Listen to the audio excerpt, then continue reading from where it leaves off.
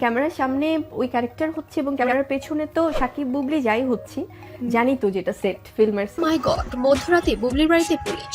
স্ত্রীকে বাঁচাতে রাতে ছুটে এলেন স্বামী সাকিব খান। হঠাৎ করে মধ্যরাতে বুবলির বাড়িতে পুলিশ। থতমত খেয়ে গেছেন শবনম ইয়াসমিন বুবলি। তার কারণ ছিল সেদিন রাতে বুবলির বাবা মা তার বাসাতে ছিল না, তাদের কিছু ব্যক্তিগত কাজে এবং তার বোন দেশের বাইরে থাকায় বাবা মা সেখানে ঘুরতে যায়, যার কারণে বুবলিকে একা থাকতে হয়।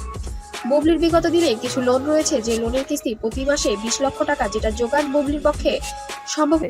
তো তখন দুজন দুই মাথায়, দুজন দুজনের মতো, মানে একদমই। কারণ আর তখনও তো ব্যাপার অনেক কিছু ওপেন ছিল না। তার রিয়াকশন কি বাবা মার র‍্যাপ সং এ? হচ্ছে না এখন, কারণ বুবলির হাতে এখন কাজের সংখ্যা খুবই কম। বিগত দিনে কিছু আলোচনা সমালোচনার কারণে কিছু পরিচালক তাকে কাজ থেকে বাদ দেওয়ার কারণে এই বিপদের মুখে পড়তে হয়েছে। অবশেষে বিভিন্ন আইনি মার প্যাচে ফেসে গেলেন শবনম বুবলি। রাত্রিবেলায় দিশেহারা হয়ে স্বামীকে ফোন দেওয়াতে সাকিব খান ছুটে চলে যায় বুবলির বাসায় বুবলিকে বাঁচাতে।